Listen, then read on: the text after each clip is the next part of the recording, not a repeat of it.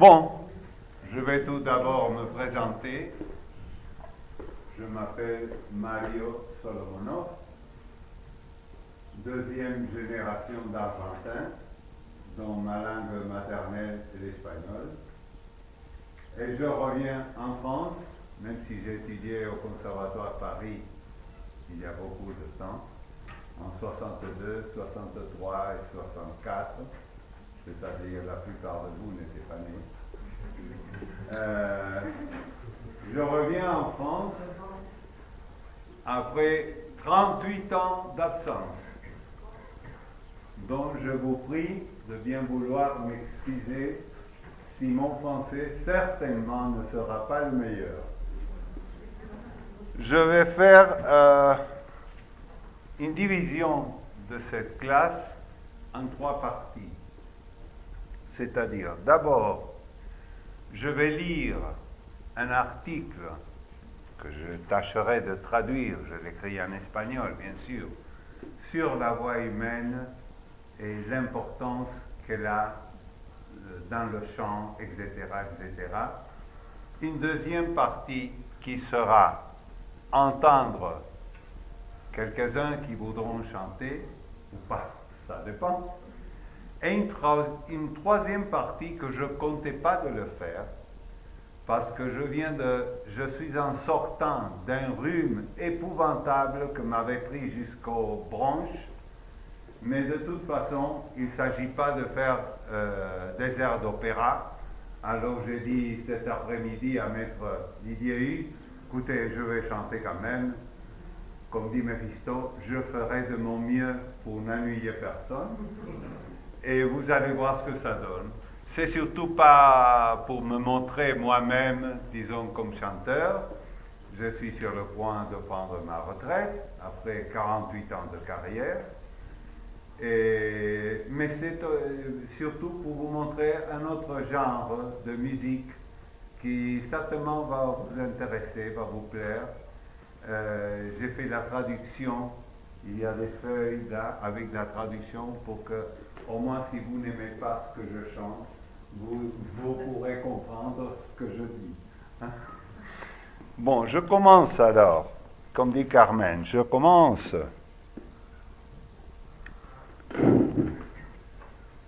Pour faire référence au chant lyrique, nous devons tout d'abord, au moins d'une façon sommaire, nous occuper en ce qui représente son essence, la voix humaine. Au début, on pourrait supposer qu'il est inutile de remarquer l'importance de la voix dans la vie de l'homme. Mais si nous prenons en considération le désintérêt et la négligence avec laquelle généralement nous traitons ce merveilleux don qui nous a donné la nature, telle présomption se révèle erronée. La voix humaine n'est pas autre chose que le soutien de notre langage. Et ainsi, la plus élémentaire et parfaite forme de communication. Il faut que je vous dise qu'il ne faut pas confondre, ce qu'on fait souvent, ce qui est communication avec ce qui est langage. On parle d'une façon un peu poétique, si vous voulez, du langage des animaux. C'est faux, ça n'existe pas. Il existe chez les animaux la communication qui peut varier selon l'intelligence de chaque espèce. Mais même les animaux les plus intelligents, mettons les dauphins, mettons les chimpanzés, ils peuvent communiquer à ses semblables des choses qui succèdent en temps présent. Par exemple, l'imminence d'un danger, le lion qui arrive, un endroit où ils peuvent trouver des aliments, des choses du moment, mais jamais une référence au passé, au présent et à l'avenir, ce qui est la définition d'un véritable langage. Jamais un chimpanzé le plus intelligent pourra faire comprendre à un camarade tu sais, la semaine dernière, on a été avec la famille à Bordeaux, on a trouvé un très joli coin, tu sais. Tu pourrais y aller la prochaine fois quand tu seras libre, parce qu'il y a des arbres magnifiques, je me suis fait une sieste, des branches comme ça. Non, ça, c'est pas possible. Ils peuvent communiquer seulement le présent. Il n'y a que l'être humain qui possède un langage. Ça, c'est définitif. À part ça, voyons comment je continue.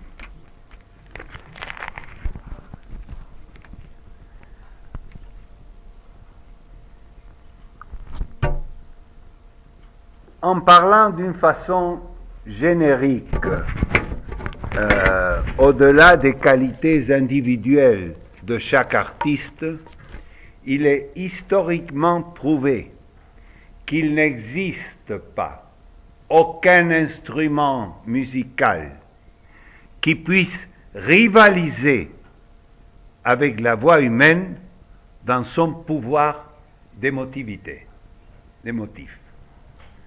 Les plus impressionnantes ovations, le maximum délire auquel peut être transporté un public a été obtenu dans tout genre de musique par l'interprétation d'un chanteur. Et même dans la mythologie grecque, vous voyez que Ulysse a dû être lié au mât de sa barque pour ne pas être traîné à la mort par l'irrésistible chant des sirènes. Une autre preuve incontestable du pouvoir d'émotivité du chant, c'est le recours qui font à lui les différentes communautés religieuses dans les moments de plus grande exaltation mystique et confraternité. Vous voyez, le moment le plus émouvant, les gens qui sont dans les églises, tout ça, ils se prennent de la main et ils chantent au Seigneur. Le pouvoir d'émotivité du chant est absolument extraordinaire et il n'y a aucun autre instrument qui puisse se comparer à ce sujet. De toute façon, il faut tenir compte à ça, et je tiens beaucoup à le dire 1 et 1000 fois. Étant la voix le plus merveilleux des instruments musicaux, est le seul qu'on ne peut pas remplacer. Si je casse ce piano, quand je devrais en acheter un autre, ça va me coûter beaucoup d'argent et je ferai plus attention. Si je casse ma voix, c'est fini. Il n'y a pas de remplacement. C'est pour ça qu'il est très important de chanter dans son propre répertoire. Ne pas essayer de faire des choses qui sont au-dessus des possibilités de chacun. Si vous avez la voix pour faire la musique de chambre, vous ferez la musique de chambre. Ne cherchez pas à faire Verdi ou Othello et des choses comme ça, parce que vous allez casser votre gorge et ce sera fini. Et personne ne pourra vous aider à la remplacer. Pour ceux qui disent que le chant est une chose un peu artificielle, qui n'est pas naturelle, nous pouvons dire que les origines du chant sont si lointaines qu'ils se perdent dans la préhistoire. Du même qui arrive avec la danse et la peinture, il n'a jamais existé aucun peuple, même parmi les plus primitifs, qui n'ont pas eu une forme de chant. Il y a déjà mort un extraordinaire musicien, violoniste et chef d'orchestre, qui s'appelait Yehudi Menuhin, certainement vous avez entendu parler de lui, qui disait que, à son avis, l'homme primitif avait une forme de chant 500 000 ans avant d'avoir un véritable langage, dont le chant est atavique chez l'homme et fait partie de sa plus essentielle nature. Finalement, tenant compte que le chant lyrique exige à qu'il exerce le maximum de ses possibilités vocales en ce qui concerne la pureté de son, l'étendue, la puissance, la flexibilité, la souplesse, l'agilité, etc., nous pouvons déduire que si la voix humaine est le soutien naturel de notre langage, le chant lyrique est d'elle-même sa maxime expression esthétique. Je ne vais pas vous faire perdre de temps et vous ennuyer en vous parlant des choses de la physiologie vocale que vous connaissez parfaitement par vos études de chant et tout ça. Mais il faut en tout cas tenir compte qu'il y a un procédé qui est extraordinaire lorsqu'on écoute, on entend un son et on le répète, on le refait. Vous mettrez une seconde. Pam, pam, vous répétez. Il se produit dans 7 secondes une chose extraordinaire qu'on n'a pas encore compris parfaitement. Ce qui guide notre voix n'est pas l'air, n'est pas les cordes vocales, n'est pas le larynx, n'est pas la résonance. C'est notre cerveau. C'est pour ça qu'il faut toujours penser à ce qu'on fait. Et ça aide énormément à chanter. Le cerveau. Quand vous entendez un son, le son pénètre dans votre oreille, il va directement au cerveau qui fait un procédé chimique qu'on n'a pas encore compris comment ça se fait et envoie l'ordre aux cordes vocales pour qu'avec ses muscles, elles soient tendues, elles se rétrécissent, elles vibrent au pas de l'air, elles fassent exactement le nombre de vibrations pour reproduire le son qu'on vient d'entendre. 440 vibrations par seconde, un la naturel. Comment les cordes savent faire ça? C'est l'ordre du cerveau. Alors moi je suppose, moi non plus je ne l'ai pas constaté, mais je suppose qu'il y a quelque chose qui ne va pas dans cette procédé chimique lorsque nous disons que quelqu'un chante faux. Il entend une note, mais il fait une autre. Mais c'est toujours, pensez-y, le cerveau qui commande notre voix. Avec ce discours petit, je finis cette première partie. Je tiens maintenant à vous entendre, ceux qui veulent chanter quelque chose, et après, je verrai ce que ça donne, après mon rhume, pour vous chanter quelque chose aussi. Maître vous dirait l'ordre qui veut chanter. Merci beaucoup.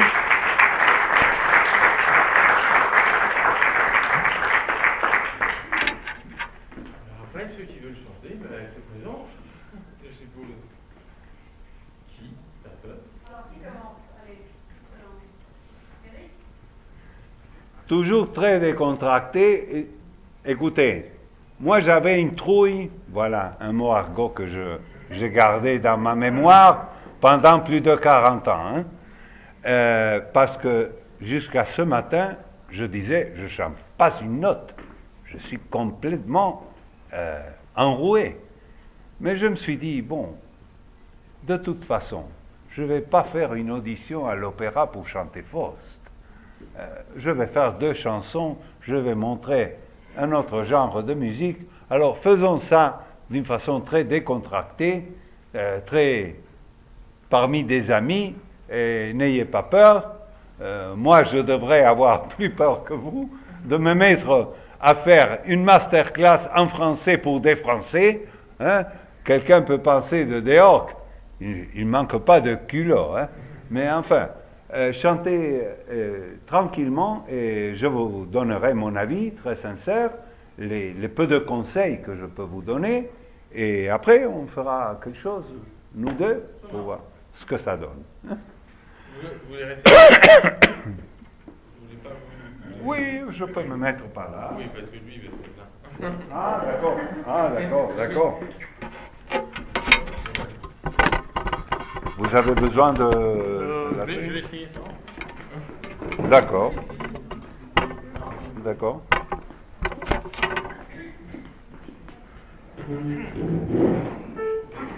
Qu'est-ce que vous allez chanter? La donna immobile. Attention. Attention.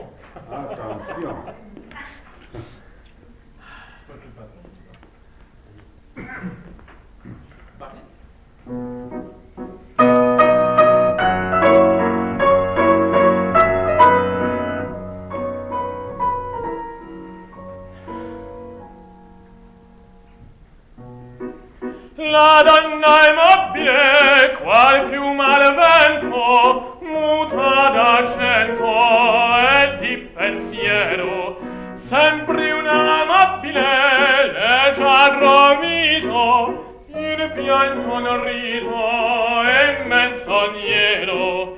La donna immobile, qual piuma al vento, muta d'accento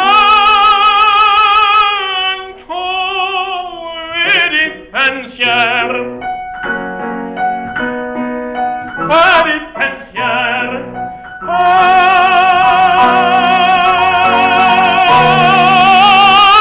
di pensier.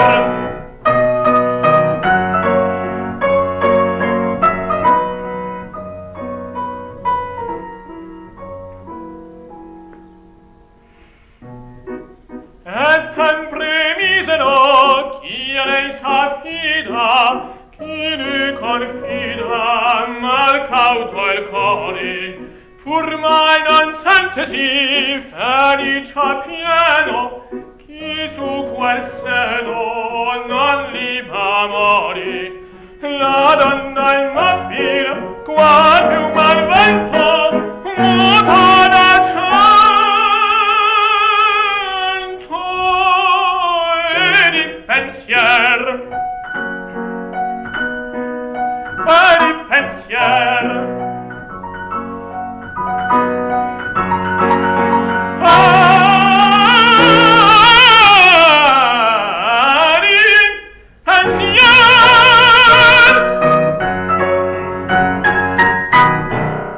Bravo, bravo.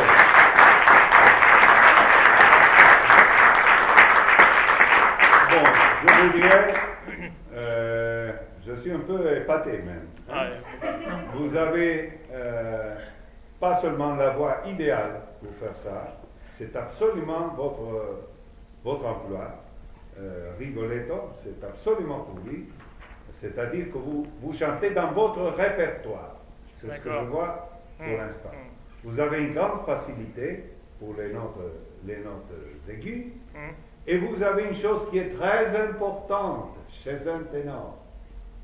Il a la présence. Hein, vous êtes grand, vous avez une belle taille, ça ne se voit pas très souvent chez les ténors. Alors, c'est très bien.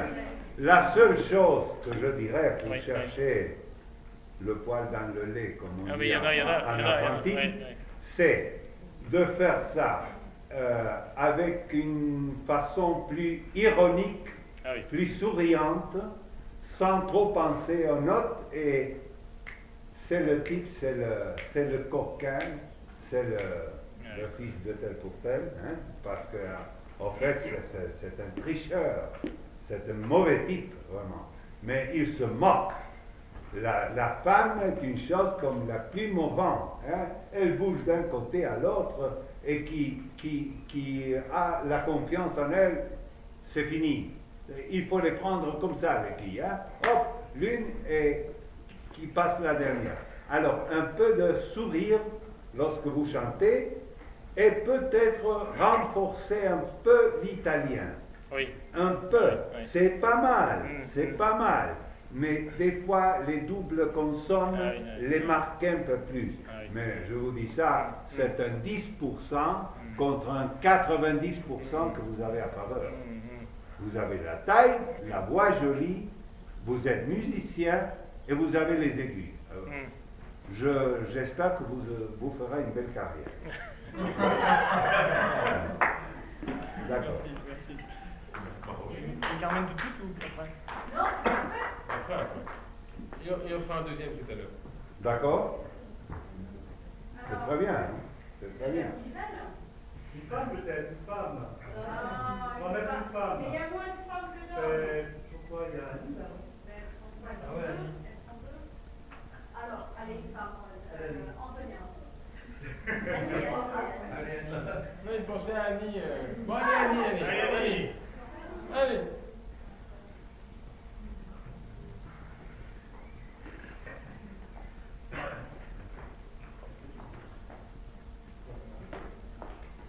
Quel est votre nom, monsieur? Éric Plantive. Pardon? Éric Plantive, Plantive. Lentille. Oui, voilà. D'accord. Voilà. C'est très bien. Très bien. ce que vous faites. Regardez en main. Ah oui, ça. Après, je vous dirai combien vous devez me donner pour ce compliment. Ah non, je ne fais pas des compliments gracieusement. Ah, vous ne connaissez pas les Argentins. Qu'est-ce que vous allez chanter? Un bel vedremo. Un bel vedremo. D'accord. C'est l'air de. À Madame Botefleur. Ah oui. Voilà. Thank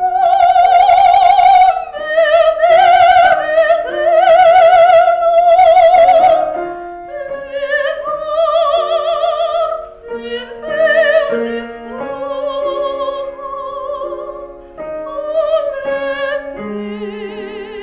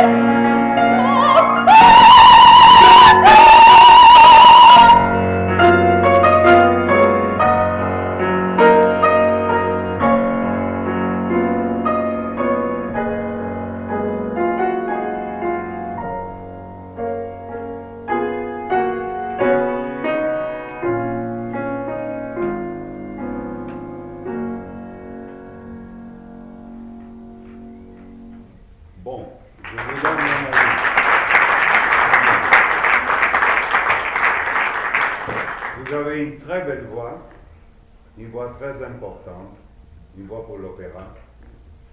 Vous avez une rondeur dans la voix qui est très belle. Seulement, je trouve, bon, évidemment, c'est une épreuve, on a un peu les nerfs, tout ça, la fin des phrases devrait être plus soutenue. Il y a des phrases qui meurent un peu et qu'il faut tout de même. Vous savez, je m'y connais, hein, parce que quand on fait une épreuve, et même quand on est dans le public, j'ai 48 ans de carrière, il y avait des moments où j'allais sur scène et j'ai envie de faire comme ça. Hein. Ah oui, ça arrive. Et des fois, on fait le 50% de ce qu'on pourrait faire si ce n'était pas à cause des nerfs. Malheureusement, c'est une chose qui est très difficile d'éviter. Il y a eu un chanteur extraordinaire qui s'appelait Franco Corelli. Il a chanté avec Callas, je l'ai entendu ici. La dernière fois que Callas a fait, vous voyez, je vous parle de la vraie histoire, hein, qui a fait Norma à l'Opéra de Paris. Corelli avait tout. Il était d'une beauté exceptionnelle. On dirait une étoile de cinéma. Une voix sensationnelle, avec une facilité insolente, comme a dit un critique, des aigus insolents, a dit un critique. Il était fou de nerfs chaque fois qu'il allait sur scène. Un collègue à moi m'a dit, écoute, j'ai fait une représentation avec lui. Il a été ovationné au premier acte, ovationné au deuxième acte. Je l'ai touché au troisième acte, il était gelé. On ne peut pas comprendre. C'est incroyable. Et on dit qu'un médecin de la famille a dit à sa femme une fois, si vous ne voulez pas qu'il devienne fou, faites-lui arrêter parce que c'était... Mais enfin, il a quand même fait une carrière extraordinaire, mais il est arrivé plusieurs fois qu'il était déjà dans sa loge, vêtu déjà pour aller sur scène, et il voulait enlever tout, reprendre ses costumes de ville et aller dehors. C'était un cas extraordinaire de trac chez quelqu'un qui avait tout absolument. Mais c'est très bien ce que vous faites. Je vous dis, la voix est très belle, c'est une voix d'opéra, absolument. Il faut un peu essayer de soutenir un peu plus la fin des phrases, ce qui est peut-être maintenant une question de trac, c'est normal, et le dernier aigu, qui est très beau, le tenir un peu plus. C'était un petit peu court, vous l'avez très bien fait, mais il fallait un petit peu le tenir parce que c'est, voilà, c'est ce que vous faites comme cadeau au public. Mais c'est très bien, hein. C'est très bien, je vous félicite. C'est très bien.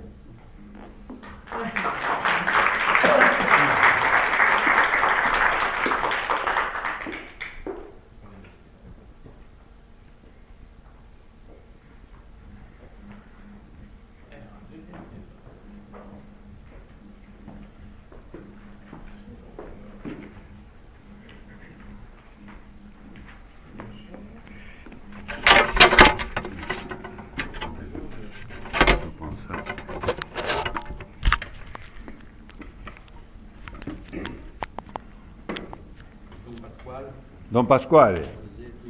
D'accord. Malatesta. Malatesta. Vous le faites en italien? Oui. D'accord. Bella siccome un angelo. Benissimo.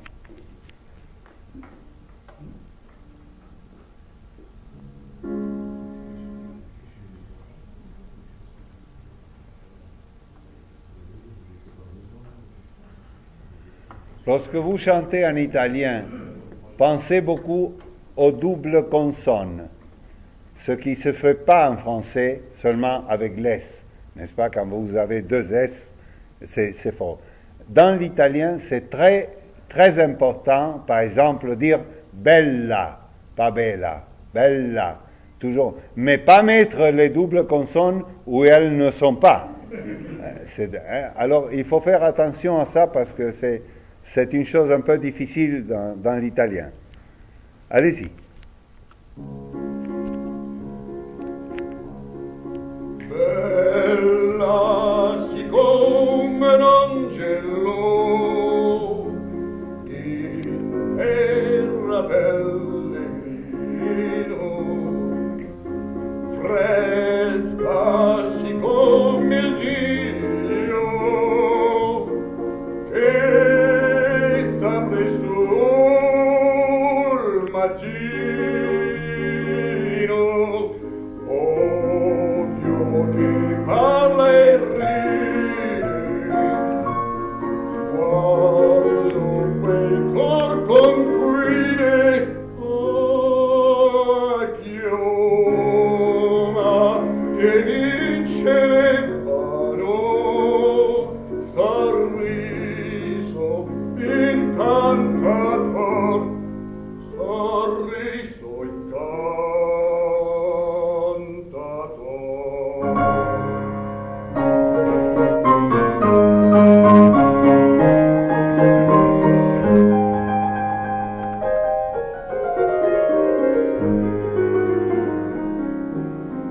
alma innocente ingenua che se medesima ignora, modestia impareggiabile, bontà che innamora, ai miserietosa, gentil, dolce, amorosa, il ciel la fatta nascere per far beato un cor, beato un cor. Il ciel la fatta nascere per far beato un cor, per far beato un cor. Il ciel l'ha fatta nascere per far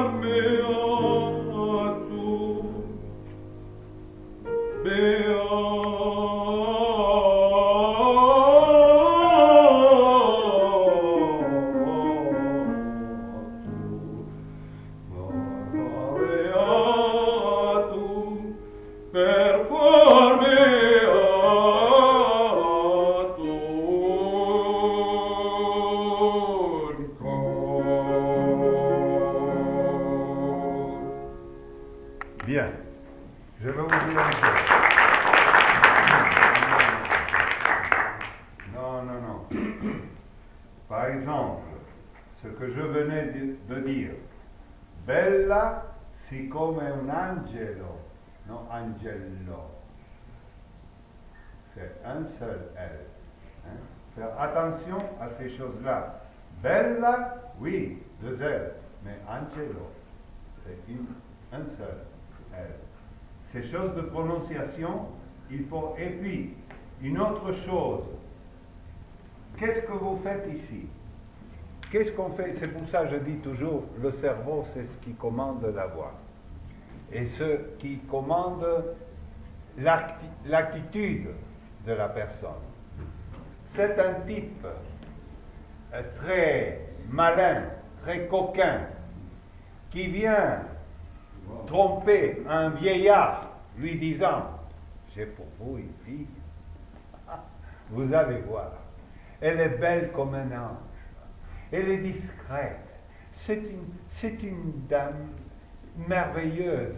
Vous en serez ravis. On dirait que le ciel l'a fait pour vous. » Alors, il faut avoir une attitude absolument gentille, pas très sérieuse. Bella siccome un angelo. Hein?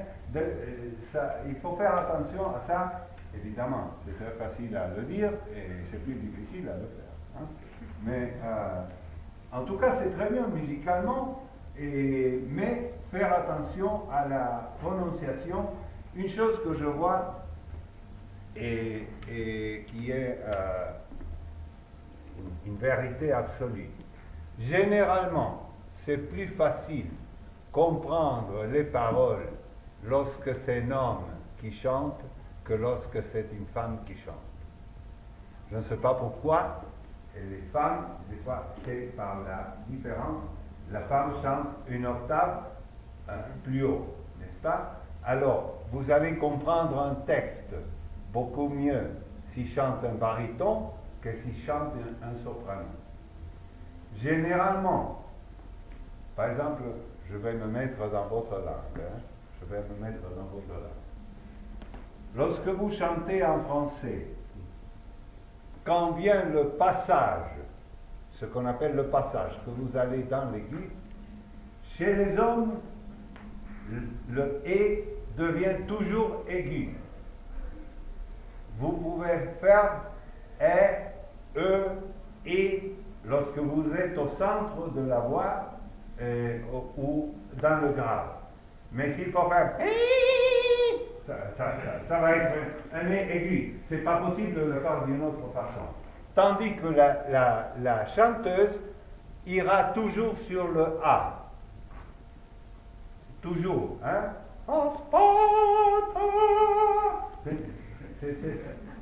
Ce sont des choses qu'on ne peut pas éviter. C'est tellement aigu la note que si elle veut fermer cette note, elle s'étrangle. Une chose aussi que je dis pour les ténors, lorsqu'ils chantent, par exemple, il faut nasaliser. Vous faites la cavatine de Faust, un ténor, où se devine la présence. Attention à ça. J'ai vu plusieurs fois des ténors devenir rouges comme une tomate en faisant « Où se devine la présence ?» Il devient rouge, les yeux qui parlent. Il faut donner toujours l'importance à la voyelle en premier temps. Et seulement lorsqu'on quitte la note, vous voyez si je suis culotté, hein, je me mets avec votre langue. Seulement lorsqu'on quitte la note, on nasalise. C'est-à-dire, un ténor doit faire « Où se devine la présence ?»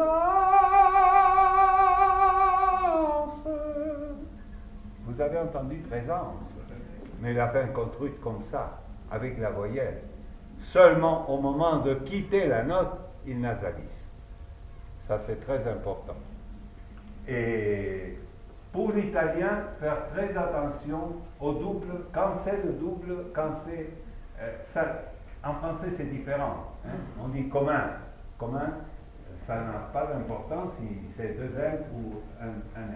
En italien, c'est essentiel de respecter les doubles consonnes et celles qui ne le sont pas.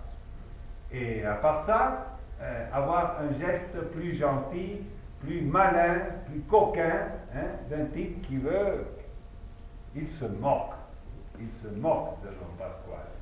Il est en train de faire une... Enfin, mais c'est très bien, pas ça. Courage.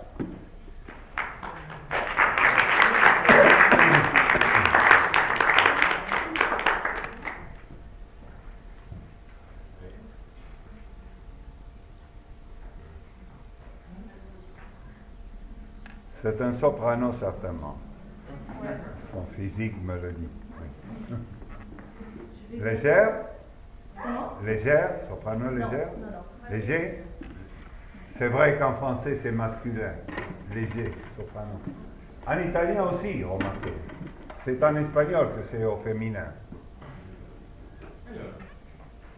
Qu'est-ce que vous allez faire? Je vous avais interprété l'air de Juliette dans la capitale de Montaigu. Ah, d'accord. Eccomi, Juliette avec ça. D'accord.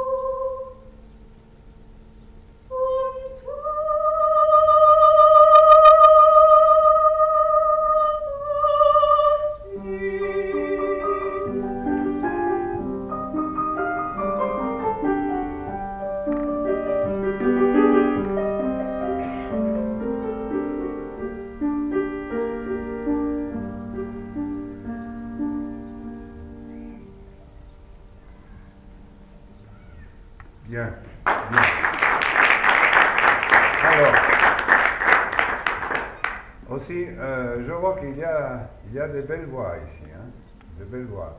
Votre voix est très belle.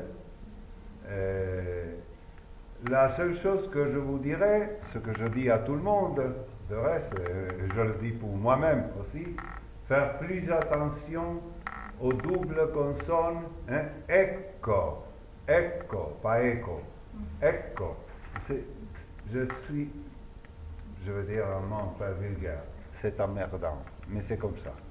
Hein. Il faut faire attention à quand sont les doubles, et puis tâchez, si vous pouvez, votre voix est très belle, de chanter le plus lié possible.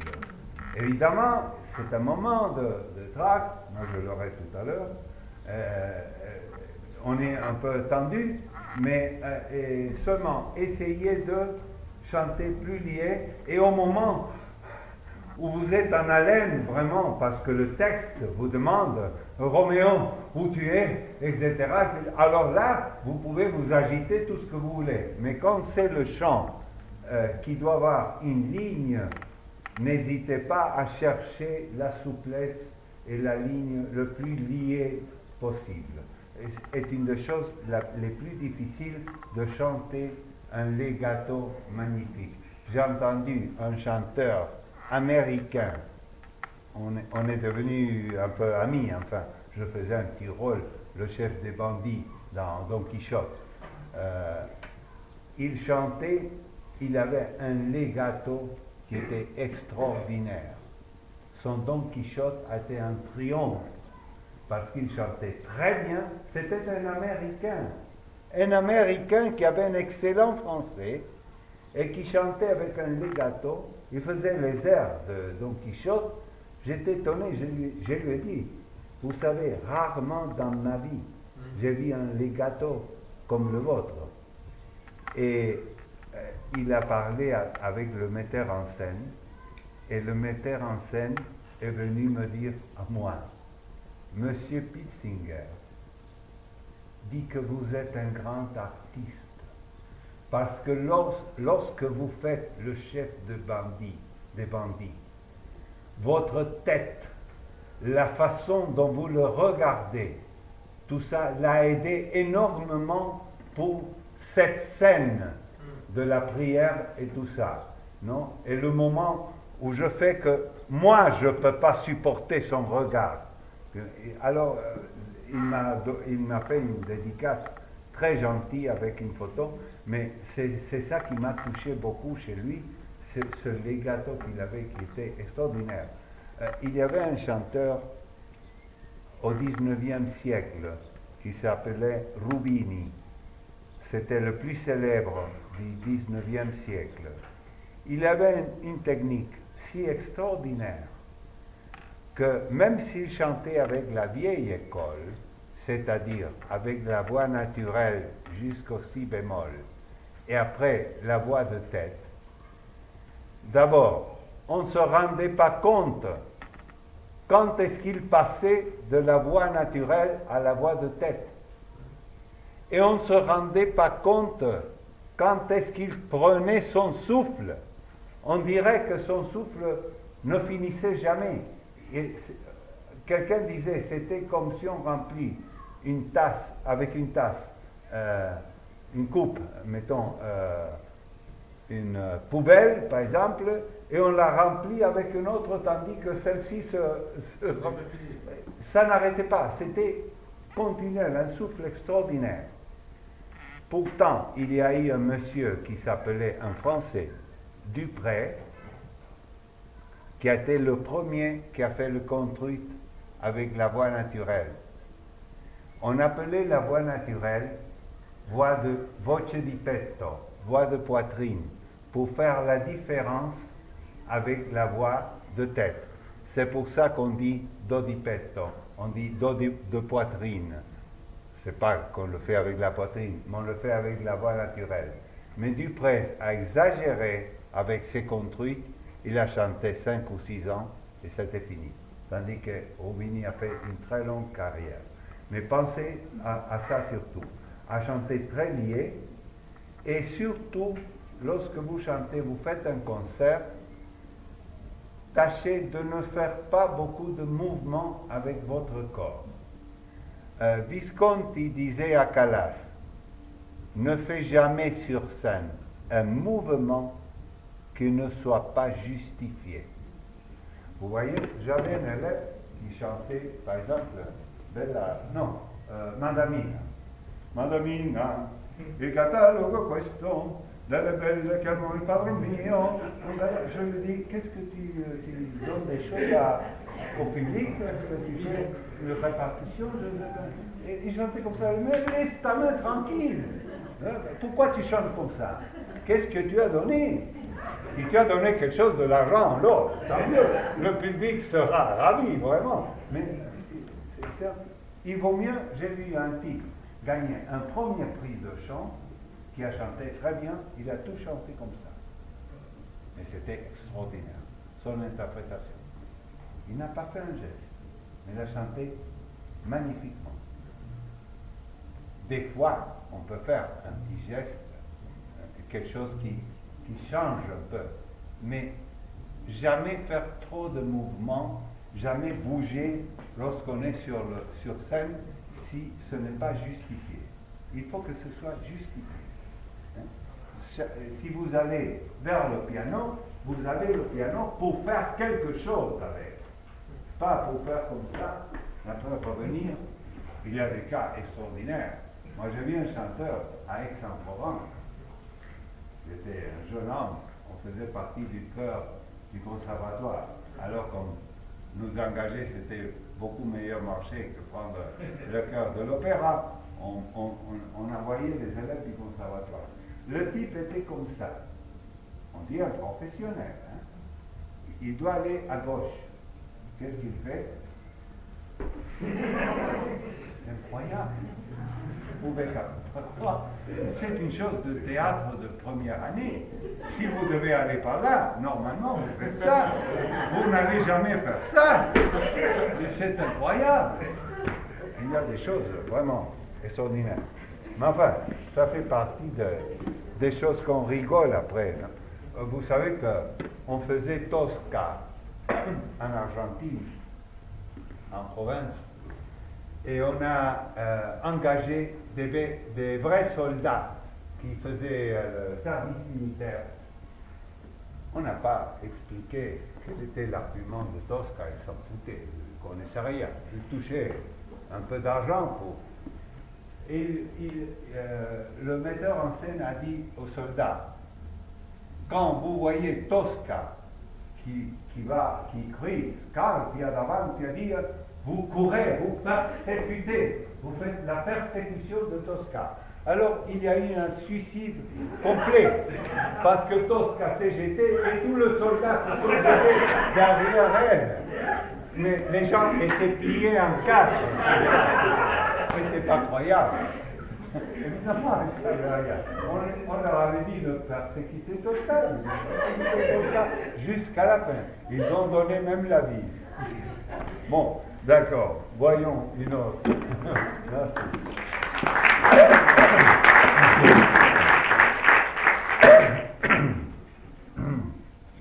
Un peu de chez Monique quand même. Monique. Quand même. Allez.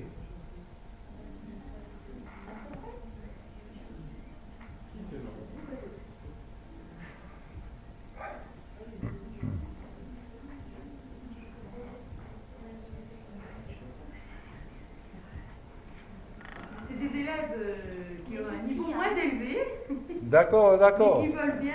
On est des petits. Oui, d'accord.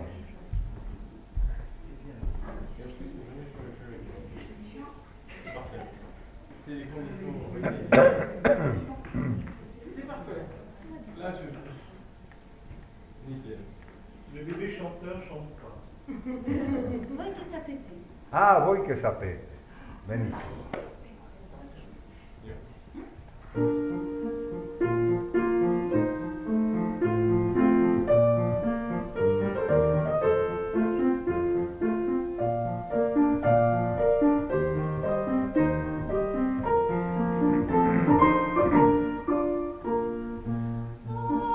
che sapete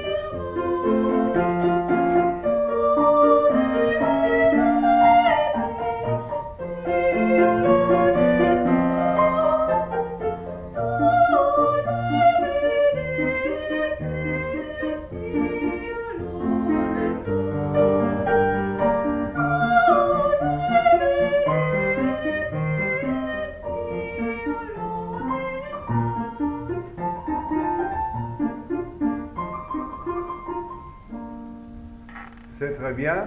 Vous êtes très bien dirigé par votre professeur. La seule chose que je vous dirais, tâchez, au fur et à mesure que vous continuez vos études, de trouver amplifier un peu votre son, ouvrir un peu plus la bouche, soulevant le voile du palais, bien sûr, mais un peu, c'est un peu, comment je dirais, c'est un peu enfant. C'est un peu, il faudrait, évidemment, c'est un jeune homme, hein, c'est un jeune homme.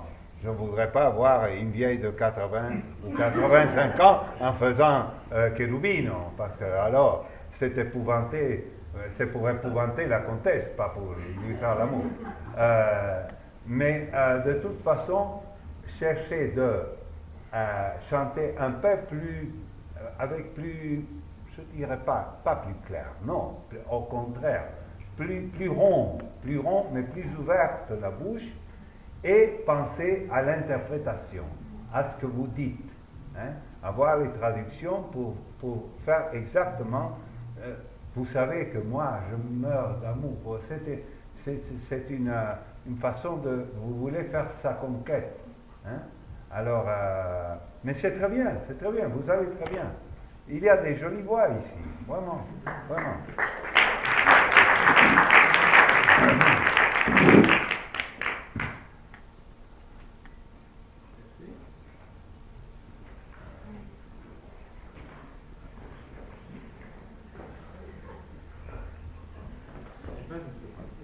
C'est une basse, oui. Ah, je vais le détruire, celui-là. Non, allez. Qu'est-ce que vous allez faire? Carmen. Toreador. Ah, d'accord. Ça, c'est bien.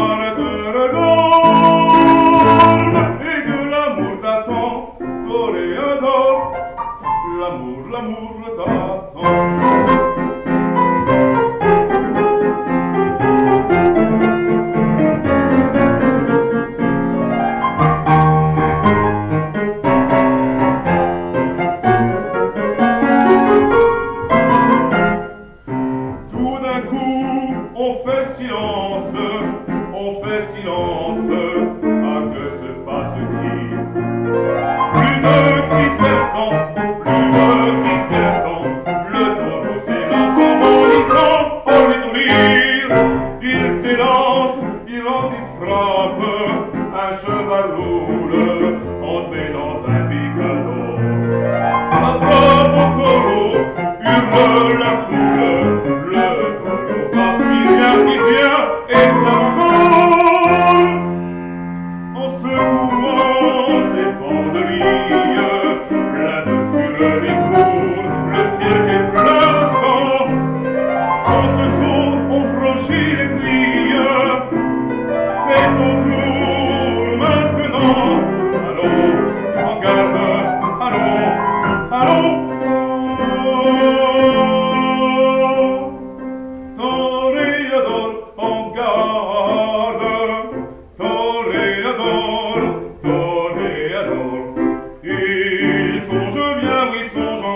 t'attend, un œil noir te regarde, et que l'amour t'attend, toréador, l'amour t'attend, toréador, toréador,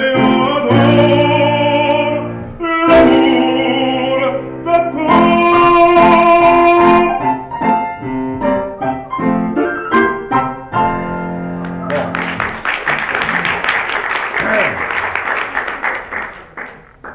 Voyons. D'abord, non. Ouais, bien, je ne vais pas vous dire le français, très bien. Enfin, mais j'ai entendu un peu une leçon de solfège, disons. J'aimerais voir plus d'interprétation, plus de mystère quand vous dites tout d'un coup on fait silence. Moi je ne peux pas chanter, mais voyons si vous faites je ne peux pas chanter.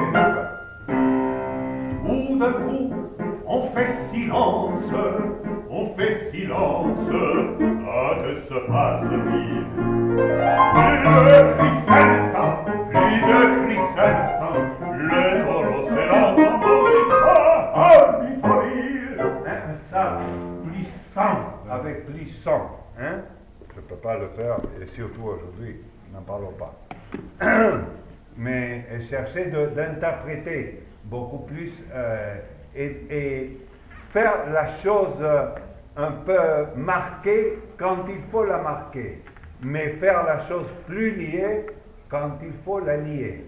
Oui. Par exemple, toréador, en garde, toréador, toréador, et songe bien, oui, songe en combattant, qu'un œil noir te regarde, et que l'amour... Hein? Et quand vous faites les fa, tâchez de le tenir un petit peu. Le premier n'est pas très important, mais le deuxième, et frappe encore un secours. Si vous pouvez le lier, c'est très joli à faire ça. Oui. Évidemment, c'est plus facile de le dire. Hein? Et à la fin aussi, toréador, toréador, l'amour t'attend. Le tenir un peu plus. Hein? Attendez, voilà. C'est très bien. Ça ne vous gêne pas si je refais? Oui, bien sûr. Oui, je sais. Non, on va dire sans le train. Le bleu, ouais. Peut-être. Seulement, vous devrez me payer le double, mais enfin. Non, mais je plaisante, je vais lui faire un prix. Merci, tu veux refaire tout? Le dernier. Le deuxième. Tout d'un coup, voilà. Hein? Tout d'un coup. La deuxième partie. Bah non. Un peu plus avant, un peu avant, oui, pour qu'il reprenne. Ouais, je fais.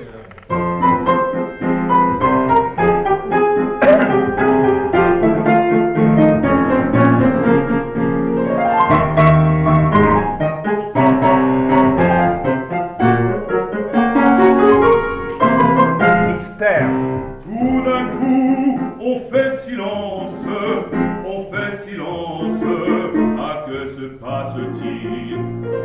Plus de cris l'instant, le taureau s'élance en bondissant, oh lui de rire, il s'élance, il anti-frappe, un cheval roule, entraînant un picador.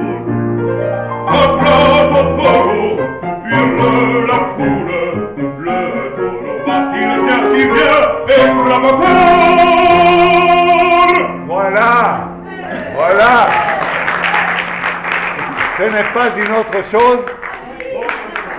J'exagère si je lui demande 1000 euros. Vous voyez? Non, c'est une autre chose. C'est une autre chose. Absolument. Bravo. Ça, c'est 10 fois mieux. 10 fois mieux.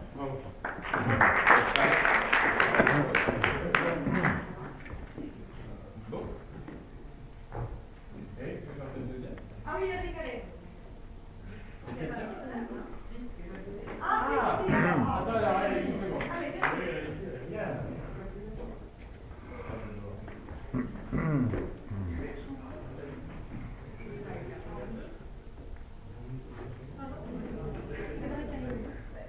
Qu'est-ce que c'est? Vedrai Carino. Vedrai Carino.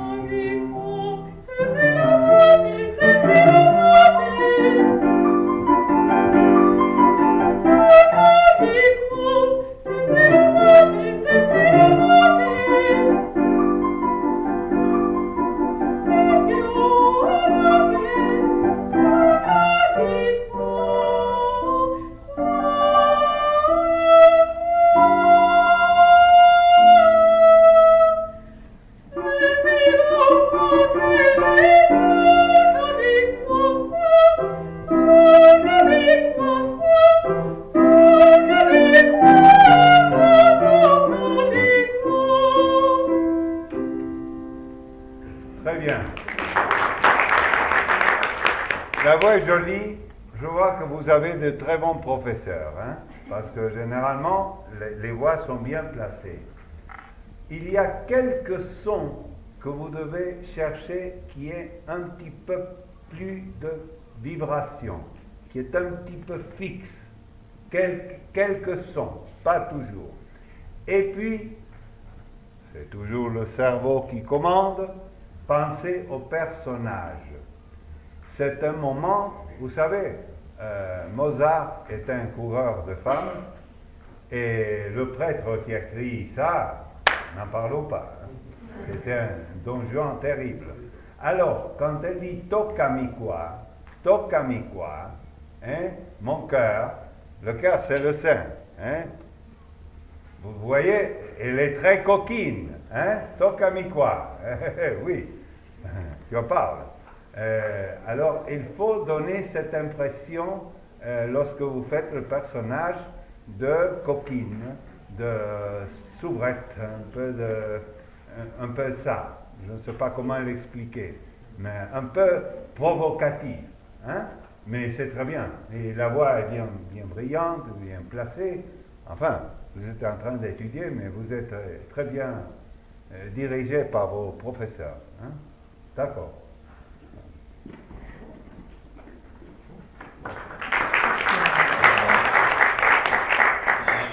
Est-ce que vous voulez que des airs d'opéra? Parce que j'ai deux élèves qui voudraient bien faire un duo, mais c'est du Mozart, mais c'est pas de l'opéra. Ça m'est égal, ce que vous voulez. Moi, je me demande ce que moi je vais faire tout à l'heure, ayant parlé tellement et étant enroué. Mais enfin, je ferai appel à mon cerveau pour que ce soit pas minable. Ils ont confiance, hein. On l'a jamais vu, D'accord, d'accord. Alors je dirais que le pianiste est mauvais, c'est tout. Oui, d'accord. Allez-y.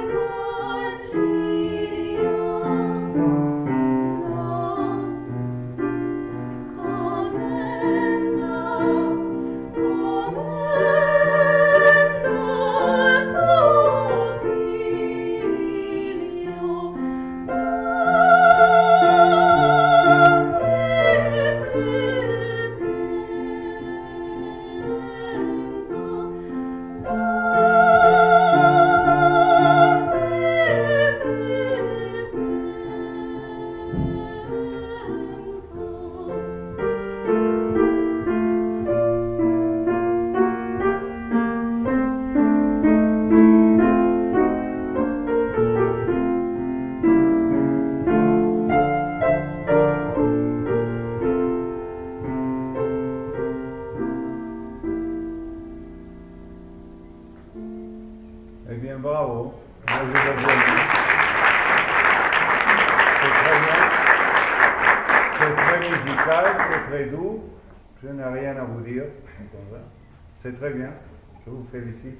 C'est très bien. Très bien. Très bien. Maître. Et on va finir Étant- avec Eric. D'accord. Voilà, dernier. Et après, je ferai ce que je pourrai. Ça, ce sera le moment terrible pour moi. Et pour moi, Non. Ah, Très bien, Eric. Hein? La Très bien. fleur que tu m'avais jetée. le Ah, Carmel. sensationnel. Sensationnel.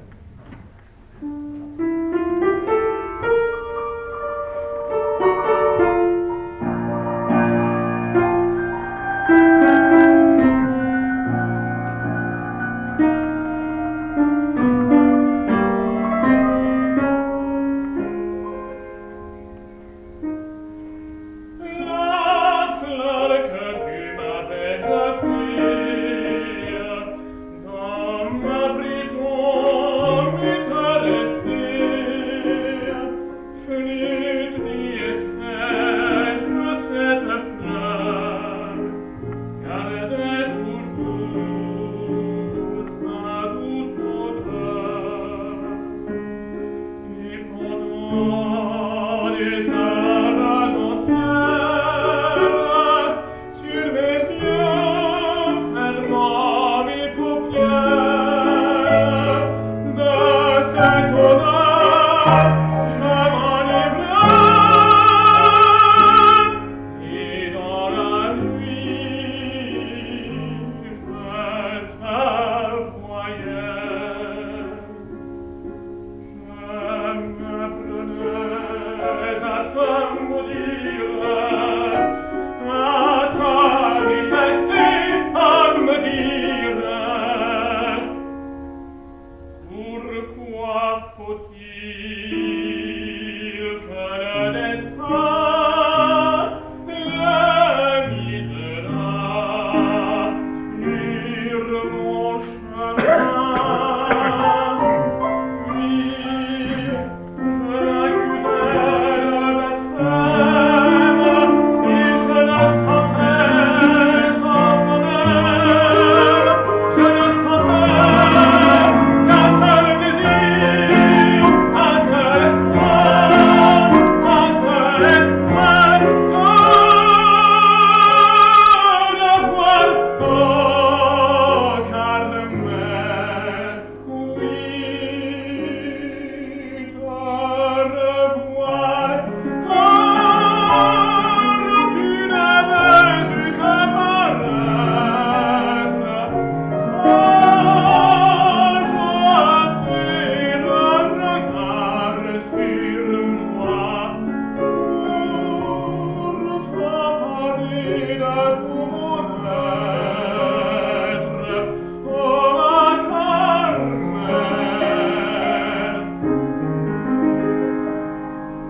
Et j'ai fait une chose à toi,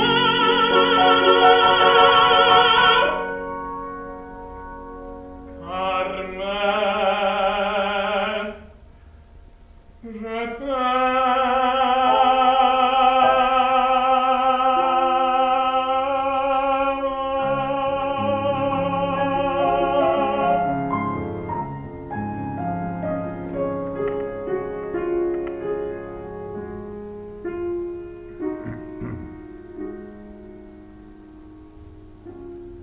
C'est très bien, Eric. Je vous dirai seulement une chose.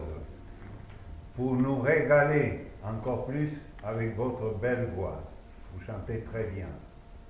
Je pense que vous devez faire une carrière vraiment.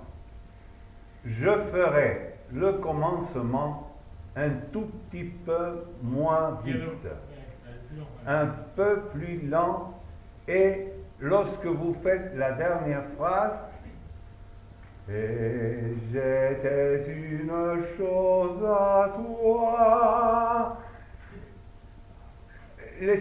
Prenez votre temps. Vous savez, les filles vont être comme ça. Oui, c'est vrai, c'est joli, c'est très joli.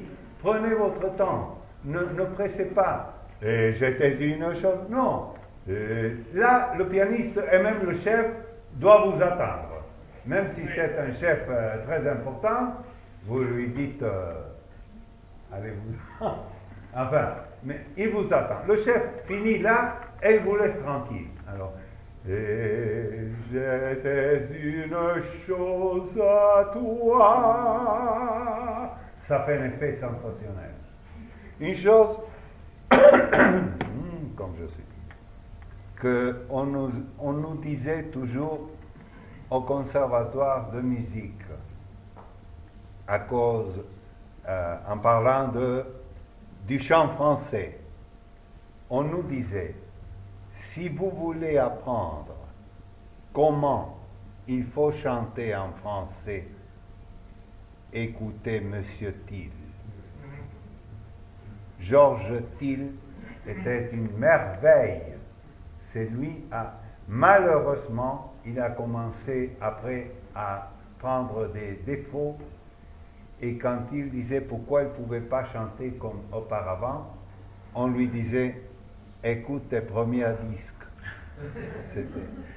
Il avait un très bon professeur, Fernando De Lucia, un Italien, et vraiment les premières années, les 10 premières années, disons, de Georges Thiel ont été formidables, et il chante avec une articulation, avec une prononciation absolument parfaite, vraiment. C'est un exemple à prendre, parce que c'est votre voix, le genre de voix, mais c'est très beau ce que vous faites. C'est très beau ce que vous faites. Prenez ça un peu plus lentement et prenez votre temps, qu'on vous attend. C'est à vous l'aigu, et toute la phrase. Alors, donnez ça plus d'ampleur. Très bien.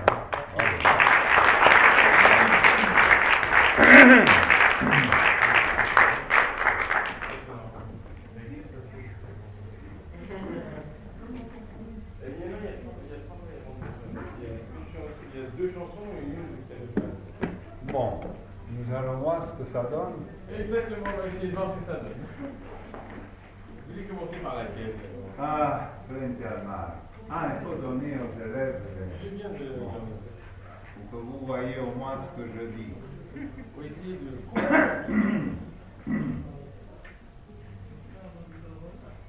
Je vous préviens, c'est surtout la musique que je vais vous montrer.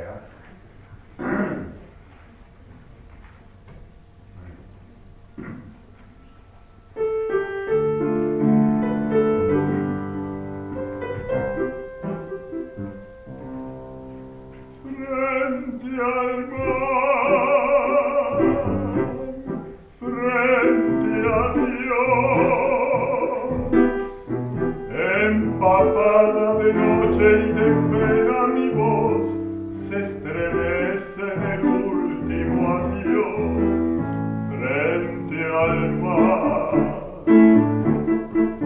frente a Dios. Yo te ruego que al menos me digas por qué me castigas. Frente a Dios, frente al mar, yo pregunto si acaso el delito fue dar, siempre dar, sin pedir más que amar. Yo no sé qué pasó. Porque fue que la luz del amor se apagó. Solo sé que te vas y que el viento en tu nombre parece gritar nunca más.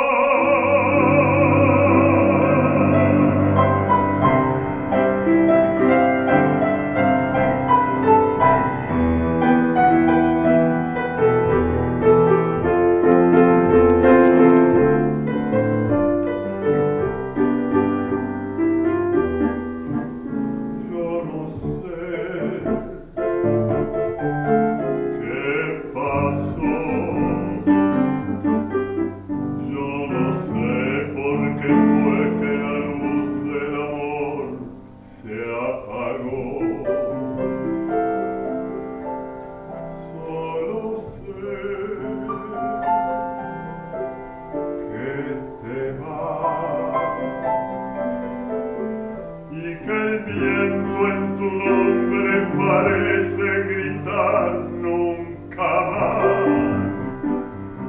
Ya lo sé, nunca más, nunca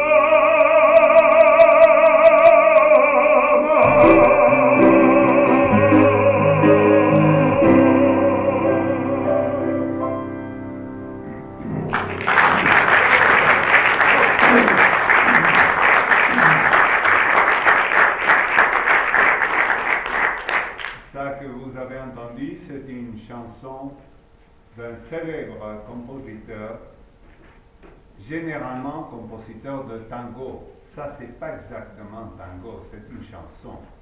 Mais il s'appelle Mariano Mores. Il a fait une quantité de tangos qui sont devenus des classiques. Il a en ce moment-ci 92 ans, je crois, et continue à jouer avec son orchestre. Il joue le piano et continue à composer. C'est incroyable. Maintenant, je vais essayer de faire comme je peux. Les oiseaux égarés. C'est un des premiers morceaux qui a écrit Astor Piazzolla, un célèbre compositeur de tango qui a fait une espèce de révolution dans le tango. Il y a même des gens de la vieille école qui disent « Ah, ça ce n'est pas du tango, c'est une autre chose qu'il fait ». C'est-à-dire qu'il a changé un peu, mais il a des choses très intéressantes. Je vous montre sur tout ça pour que vous voyez la musique comme c'est différent. Quand il est venu en France, il est venu pour étudier la symphonie, composer la symphonie. Un ancien professeur, une femme, je crois, Nadia Boulanger, l'a entendu, elle a dit non, monsieur, pas du tout. Pas de la symphonie, monsieur. C'est ça que vous devez faire. C'est ça qui va vous rendre célèbre. C'est ça qui va vous donner de la célébrité et de l'argent. Il a eu raison. On joue Piazzolla au Japon, en France, en Italie, partout. Je veux voir comment ça marche. Les oiseaux égarés, c'est sur un poème. Et vous allez voir une chose qui est très caractéristique chez Piazzolla. Au moment où on croit qu'il va descendre une note, il reste sur la même note. Sur la même note. Par exemple, au lieu de dire todo fue un sueño, il fait todo fue un sueño, il reste sur la note. Ça fait un effet. Ça fait un effet qui est très intéressant. Alors voilà.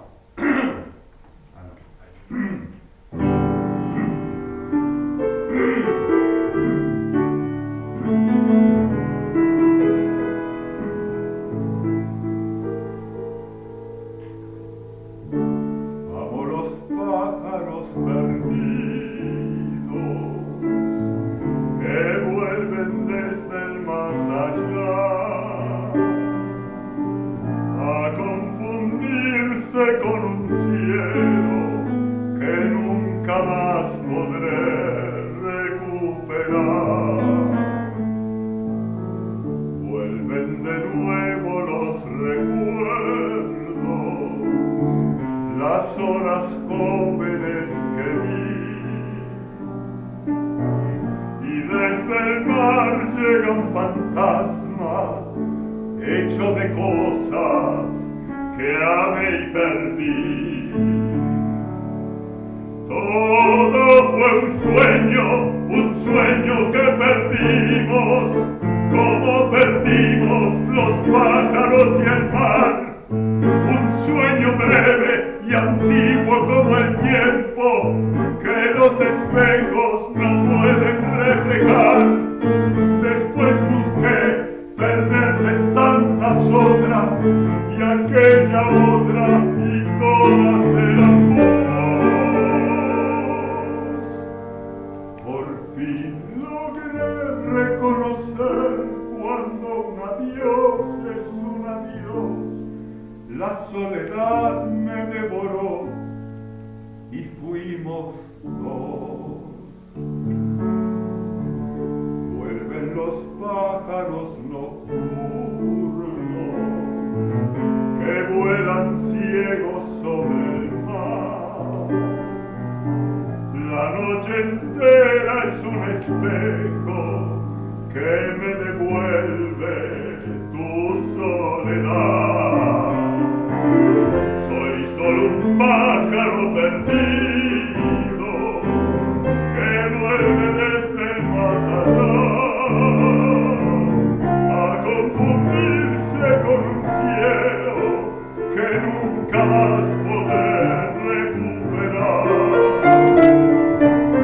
Soy solo un pájaro perdido que vuelve desde el más allá a confundirse con el cielo que nunca más podré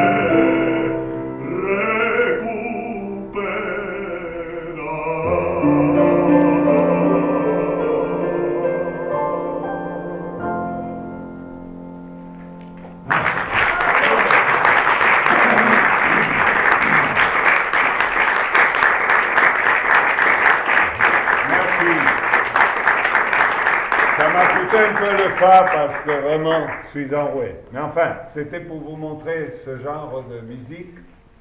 Je vous félicite tous. Vous êtes en de très bonnes mains pour faire le chant.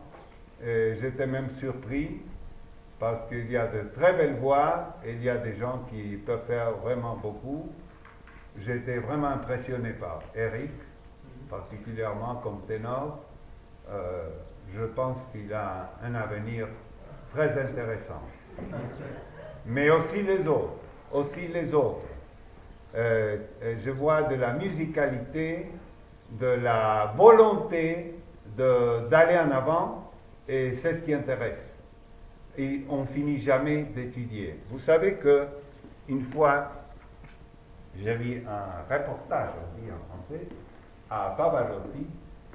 Lorsque Pavarotti était un enfant, il chantait avec voix de contralto. Vous savez que dans les voix, c'est à l'envers. Les enfants contralto deviennent des ténors. Les enfants soprano deviennent des barytons ou des basses. Ne me demandez pas pourquoi, mais c'est comme ça, la nature.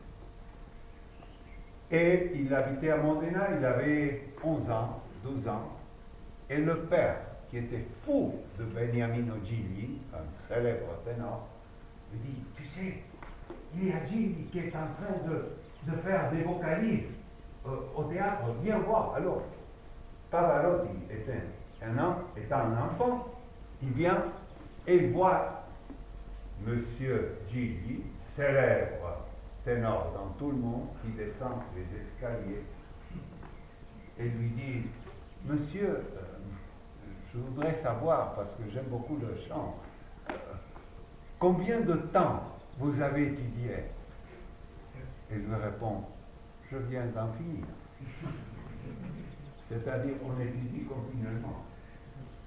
Et il a dit, j'aimerais être ténor comme vous. Quelle voix tu as? Je suis contralto. Alors tu as une possibilité de devenir ténor. Voilà. Pavarotti.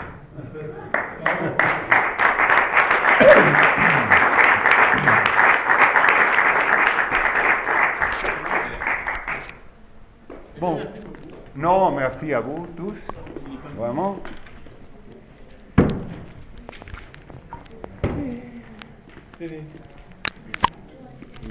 Merci, merci beaucoup. Je vous ai suivi, moi. Comment? Je vous ai suivi, moi. C'est pas une Non,